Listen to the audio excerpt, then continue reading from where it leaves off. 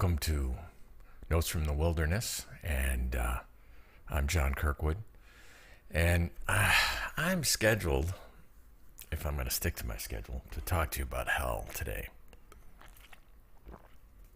And I was going to jump in with both feet, and then I thought, hell deserves a prerequisite. So before we jump into hell today, boy, that sounds bad. Before we make the plunge into the abyss, let's talk about the emotional soil from where it grows. And that is fear. And I want to explore this from the quotes of two men, very distinguished men. I think both from Oxford. I might be wrong about Hawking. But Stephen Hawking is a famous scientist, was a famous scientist who became noted for his, I don't know if he was noted for his atheism or anti-theism, but he was frequently positioned that way by both sides of the atheist-theist debate. And he had a quote which the famous Oxford mathematician John Lennox responded to. And I think that's the perfect place to start, because I'm also going to bring in somebody else from that area, C.S. Lewis, in a moment. Early C.S. Lewis, not late C.S. Lewis. So let's start with an exchange that seems more like a volley in an artillery war or battle. And I want to start with Hawking's quote. I'll give you the full quote, although the gist of it makes more sense. There is no heaven or afterlife for broken down computers. That is a fairy story for people afraid of the dark. So this is something that Stephen Hawking said, and he had a way of, I guess throwing bombs like this. This is a tough quote. This is like telling a child there's no Santa Claus. There is no heaven or afterlife for broken down computers. That is a fairy story for people afraid of the dark. Now that came across like a declaration of war to Christians and Christian apologists. So John Lennox, who I do adore John Lennox. I don't always agree with him, and I quite frequently disagree with him lately, but I think he has a wonderful demeanor, which I can't say about 99% of the Christian apologists out there. And unfortunately, John hangs out with those apologists, so he gives them credibility in that, or that kind of rubs off poorly on him. But John Lennox responded to this quote by saying that atheism is a fairy story for people afraid of the light. So here you go. You have these two comments that heaven and the afterlife is a fairy story for people afraid of the dark. That's my paraphrase. And Lennox responds, atheism is a fairy tale for people afraid of the light. Let's explore those two comments. And I want to start by saying how originally Lennox's retort to Hawking brought me joy. And yet it kind of wasn't joy. It was kind of Christian Schadenfreude, where we want to be on the side that wins the argument. We see life as a battle between light and darkness and the good and the bad, or actually the wicked and the righteous, and we wear the white hats and they wear the black hats. And if we kind of have this untouchables mindset that if the atheist brings a knife to the fight, we bring a gun, and if they put one of ours in the hospital, we put two of those in the morgue. That's the Chicago way. At least that's what I was told by 007, right? In the Untouchables movie. And that's the way many Christian apologists live. And they love that. They live for that. or you see it in the political world where so-called conservatives or MAGA people want to own the libs. And oftentimes they get so caught up in that hatred. I wish they would watch the exchange at the end of the movie Conspiracy, which is about the meeting of high-ranking Nazis when they come up with the final solution. And there's a story at the end of that wonderful movie about hatred, and about hatred fueling your life decisions. And it's at the very end of the movie, and I don't want to. It's a wonderful movie with Kenneth Branagh and Stanley Tucci, which you must see, playing General Heydrich. And but anyway, I digress. Let's jump back into Hawking versus Lennox. So one thing I had to learn when I stood back from this quote, and I wasn't wearing a team jersey, I hadn't really holding up pom-poms for John Lennox, is John kind of took him out of context, because Hawking wasn't dismissing religion here. He wasn't even dismissing theism.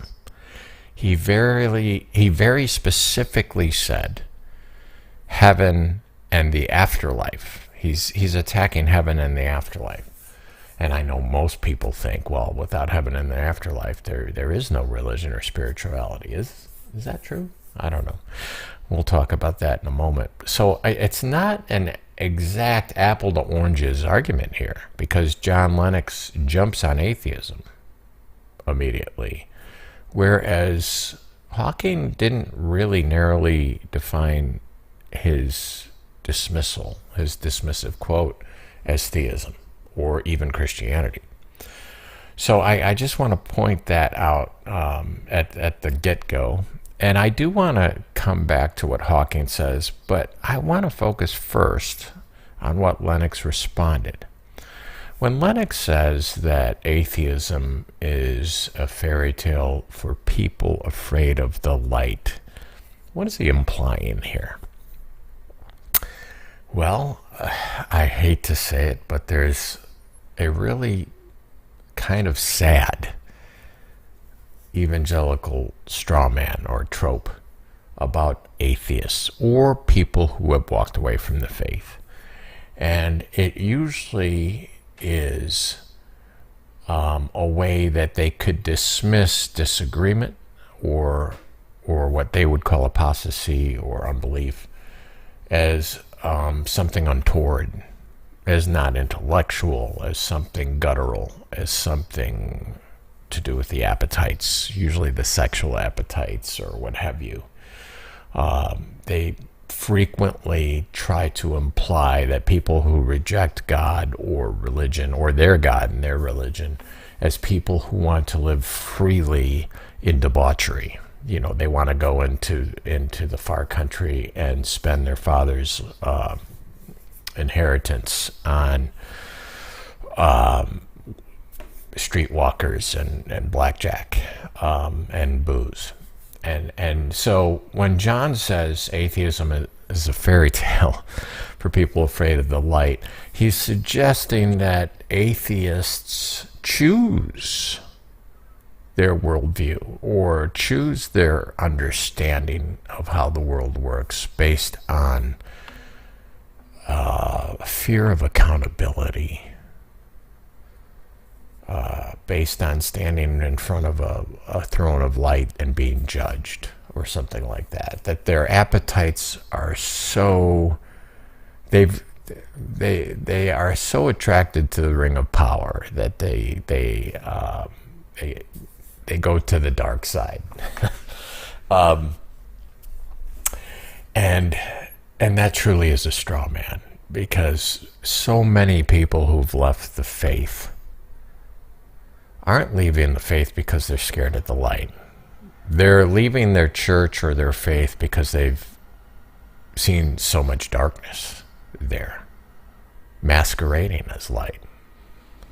They're told that their, detergent can get out the stains on their shirts over and over, and yet they don't. The shirts don't come back white. They're sold something that just isn't true. They order from the menu and they're never satisfied. They see hypocrisy. They see things like Ravi Zacharias failing in a hypocritical manner, and now Dr. Michael Brown, who stood for family values and biblical sexual ethic, and behind the scenes he's abusing people. So I'm mentioning names, and I probably shouldn't be, because it's the same old story, right? They've seen enough darkness that they leave. Now, I'm not speaking for every atheist. I don't defend atheists. I'm not an atheist. I actually had this conversation really recently, and maybe one day I'll do a show about why I'm not an atheist. But I really think it's unfair to imply that everyone who doesn't agree with me or us does so because they want to get their rocks off. It's demeaning to suggest that. And maybe it's reactionary. Maybe John didn't like how Hawking dismissed at least the doctrines of heaven and the afterlife to people of faith. Maybe he didn't like that quip. I get it. Don't we have to take the higher road in that case? I don't know. But I wanted to point out the weakness there of why Lennox is mostly wrong. It assumes that people reject faith because they want to live without any kind of moral restraint. And yet some atheists, maybe even most atheists that you probably know, have a moral ethics, in some cases superior to those in the faith. All right, so it just doesn't fit, right? It is a classic evangelical straw man. In reality, most people that I've met, most people I've talked to who've left evangelicalism didn't do it to sin without consequences. They did it because they felt betrayed, they felt misled, they felt lied to, or they were hurt. They've gone through trauma. And then to dismiss these people as just wanting to live in sin is, it's kind of what abusers do when their wife leaves them or something. They come up with some excuse that puts the blame on them. It could never be the fault of the narcissist. The narcissist is never at fault. The narcissist is always the hero or the victim. And so that's how they portray every broken relationship. My wife didn't leave because I was an alcoholic who beat her. She left because she spent too much money, and she couldn't control her urges or something. They always try and turn it, and I hate to see John Lennox, who I deeply respect, just throwing out chum from a chum bucket for the low information faithful to say, oh, he got Hawking good, didn't he?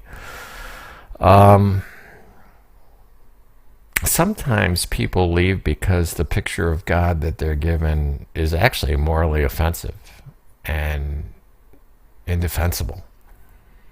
So it's not that they're scared of the light.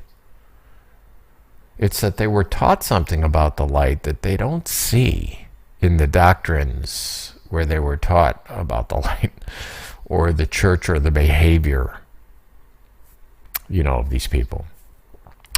For many, leaving wasn't a desire for less light. It was a search for something truer and brighter than the God that they were told to worship. Now, I'm not speaking for Hawking. I'm not speaking for atheists. I'm not speaking for everyone who's left the church. And I'm sure there are some who left the church maybe to pursue a lifestyle that was condemned. I mean, pretty much a lot's condemned in certain faith circles, including a person's identity, which isn't sinful. So, but what about Hawking's statement? Is he right? Or is it a cheap shot? Is belief in heaven and the afterlife a fairy tale for people who are scared of the dark? Well, let's unpack that here. I think to hear when Hawking uses the term the dark, I think he's referring to, first of all, mortality, right? Death. I think you can imply also uncertainty, or even a universe without ultimate justice. I bring these three things up because if you stand back from your religious background and you say, looking at how civilizations have developed, I mentioned this a few weeks ago, that one of the things that is striking to me, if you take just a materials view of evolutionary psychology and how civilizations develop, one thing that's really truly noted is the universal embrace of some kind of religion. They differ. There may be some parallels in the world religions, but mostly they differ. But why? Why does mankind, at least at certain areas of growth, at certain points of the spiral dynamics, do men and tribes incline themselves to certain religious beliefs? Why is that? Well, some anthropologists would argue because of the trauma of death, the fact of mortality, how it hurts so much. And in some cases, is it crazy to suggest that psychologically men and women and children and groups grouped together needed to have an answer for death? And is it so far-fetched to think that maybe they created a story about where our loved ones go so it didn't hurt so much? Whether it be Valhalla or, the good part of Hades, or Nirvana, or heaven. There are all kinds of stories of an afterlife. And all of them are probably preferable to the idea that you just, that numinous, luminous person that we knew and loved and cherished is now, just dissolved into the energy of the universe. That's a hard thing for people to accept. I think one of the most poignant, descriptions of grief visually that I've ever seen was in a Tarzan movie. Now don't laugh, and I can't even remember which movie, but I remember seeing a Tarzan movie where Tarzan came upon his mother, the ape who raised him, and she had died. And he finds her lifeless body, and he begins to weep. And this affected me. I was a young kid, maybe 8 years old, 9, 10 years old, and I'm watching this, and I'd seen death in a bunch of Westerns. But this death affected me so deeply because Tarzan couldn't put it into words, and the actor was just beside himself in grief and weeping, and he took his mother's hand, the ape hand that so often would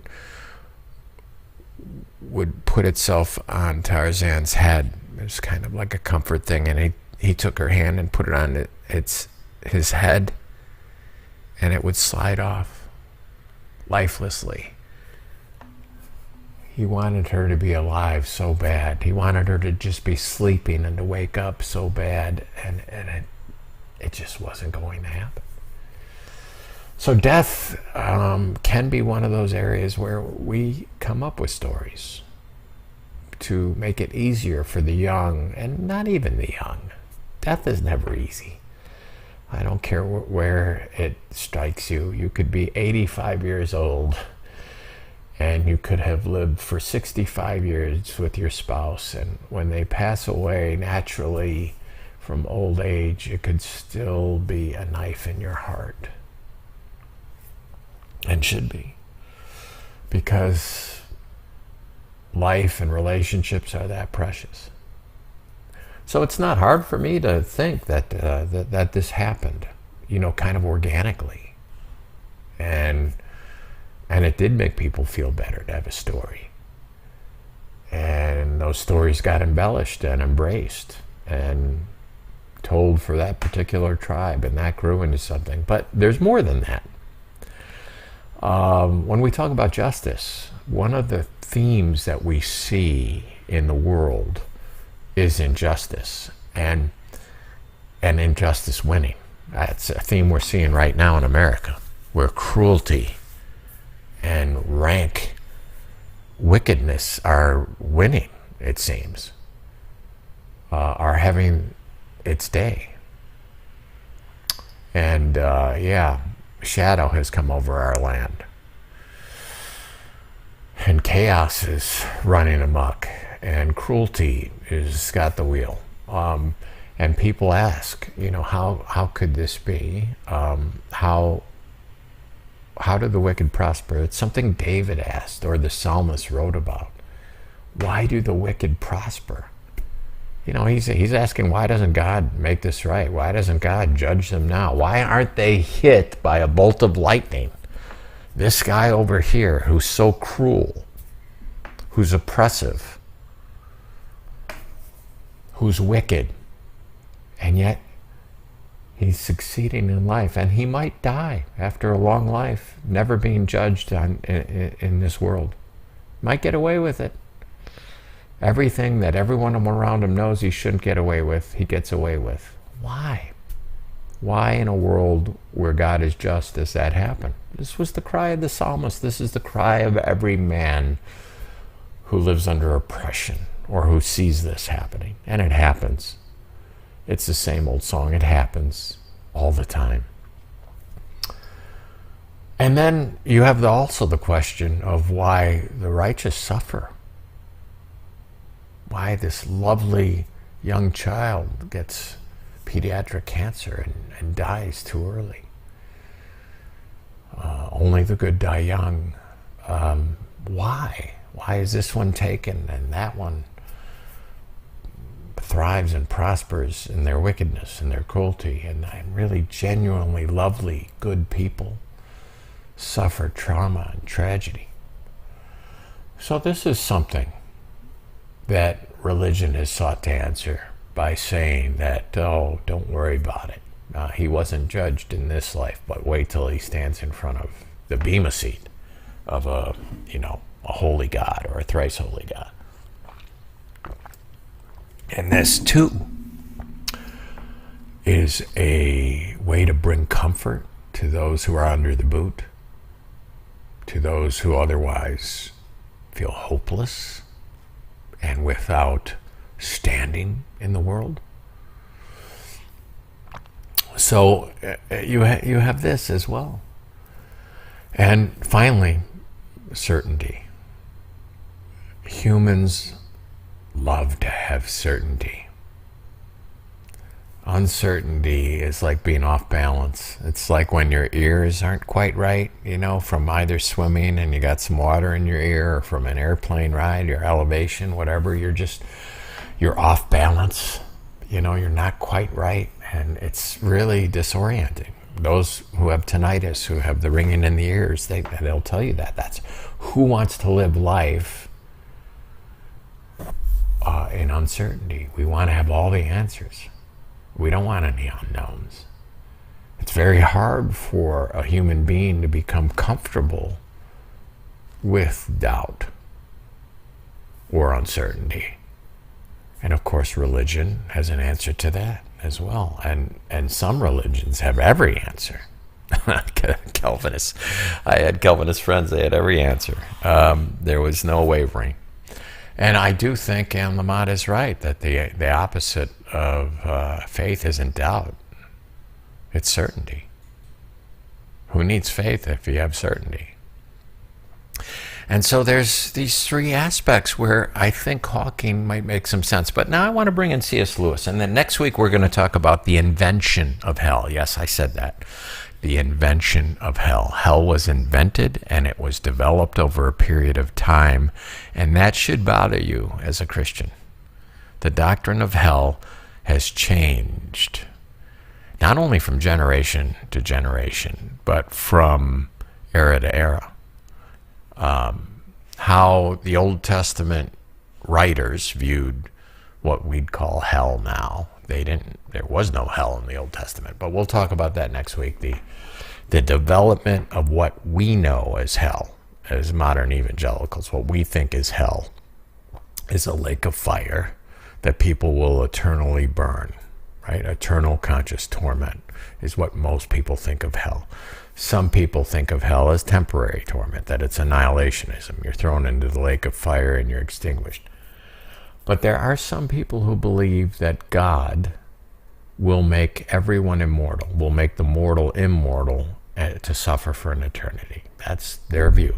That's the majority view in evangelicalism. So we'll talk about this next week and how that developed over time and crept in from the Greco-Roman world.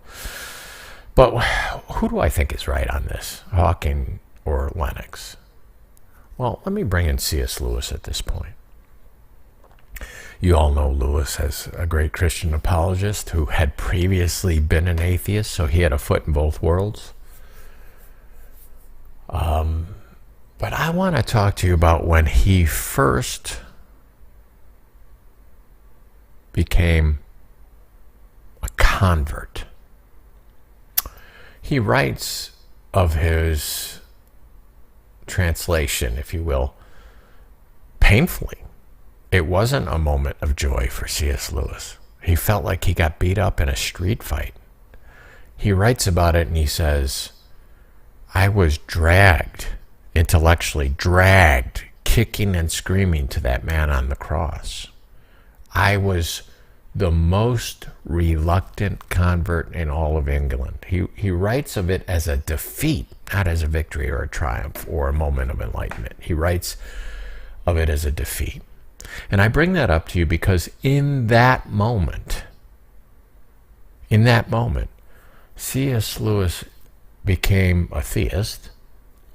He did become a believer that there is a God, and he became a believer in the divinity of Jesus Christ, that Jesus was the Son of God. And he writes about that moment. And I want to talk about that moment for a second, because it has footing in this argument between Lennox and Hawking, and you might be surprised. But when Lewis first became a convert to Christianity, he didn't have his Anglican doctrine that he would accept. He didn't have the whole statements of faith. He had mostly reason and this argument that Tolkien made clear to him on Addison's Walk, that why, when you see the dying God, a God who dies for his people and is resurrected again, or, Baldur the Great is dead, why do you find beauty in that everywhere but in Christianity, which is the one true myth? This is Tolkien's argument. When Lewis was confounded by that, when he was overcome by that argument, he didn't believe in an afterlife. He didn't believe in a heaven. As a matter of fact, he was still convinced there wasn't an afterlife. There wasn't a heaven. In other words, and here's what I think is incredibly noble. Lewis became a believer in Jesus not because he was going to get something. It wasn't transactional. He didn't pray a prayer to receive eternal life. He didn't believe in eternal life. He believed that Jesus was true. He believed that the story was true. That story that Tolkien says every man wants to believe is true. That story of redemption.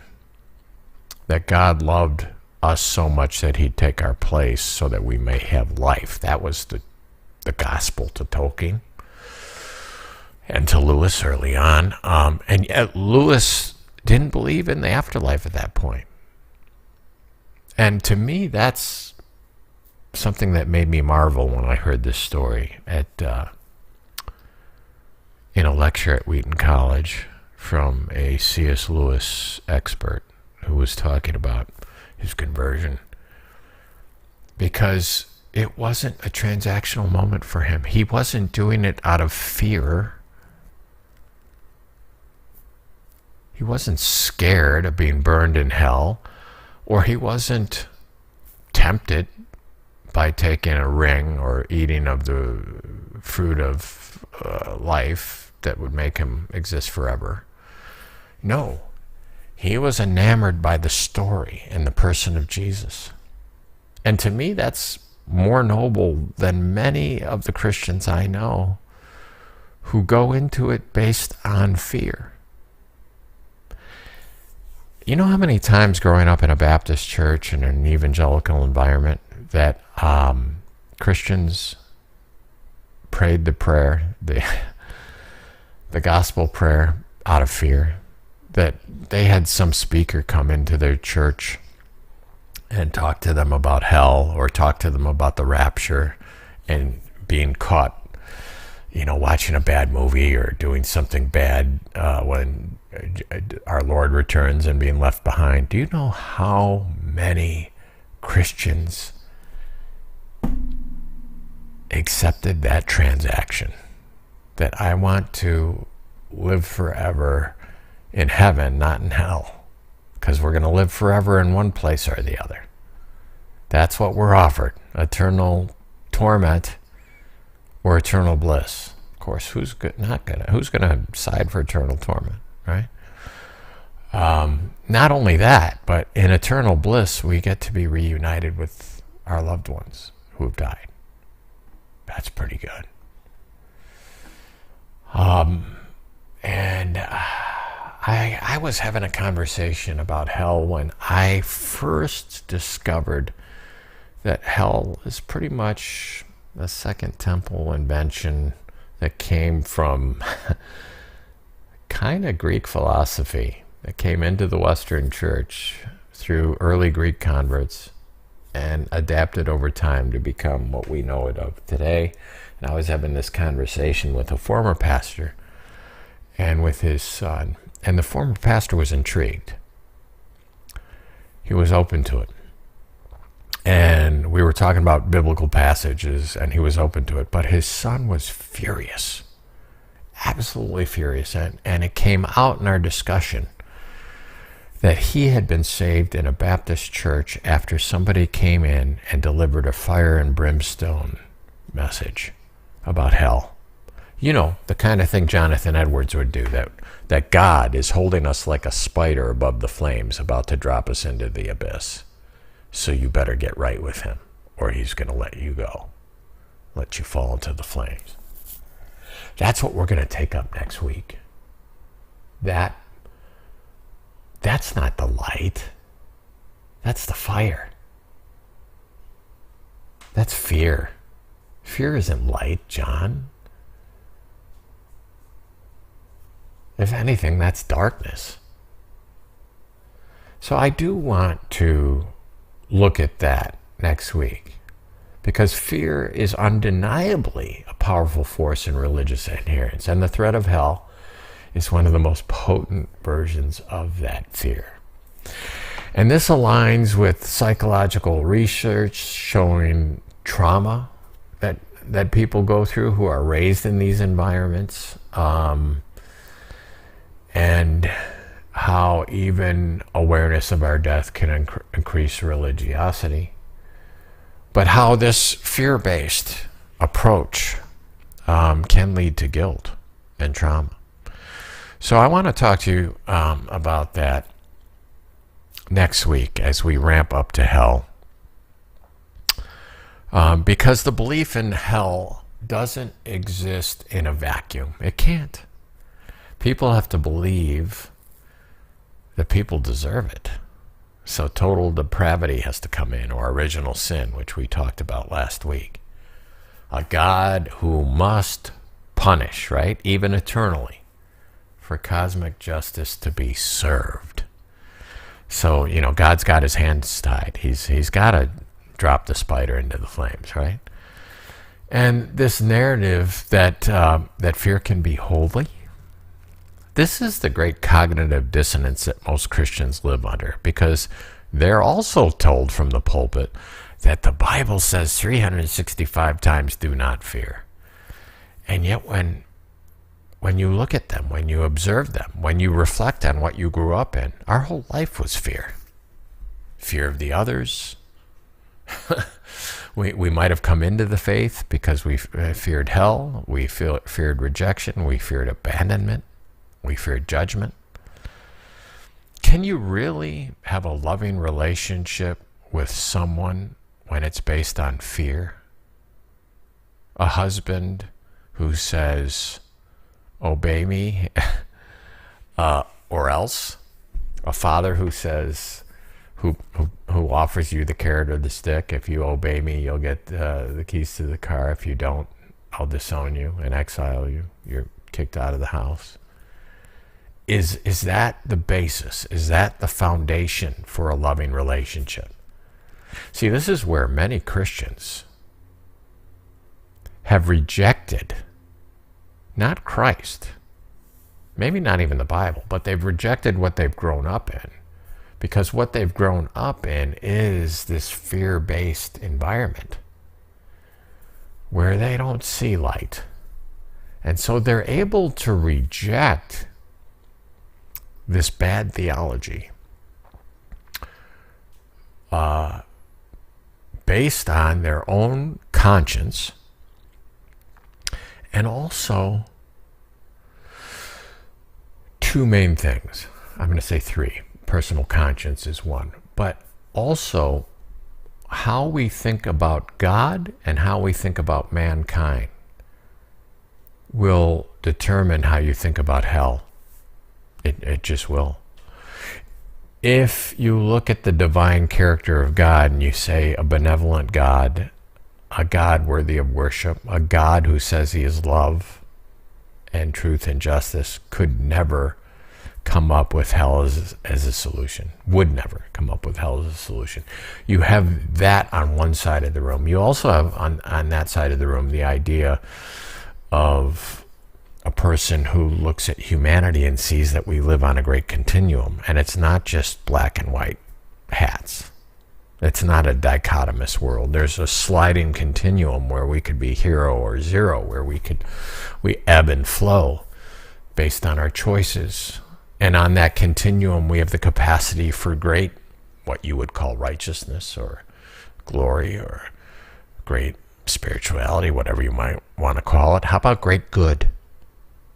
Great well-being, kindness, empathy, helping others.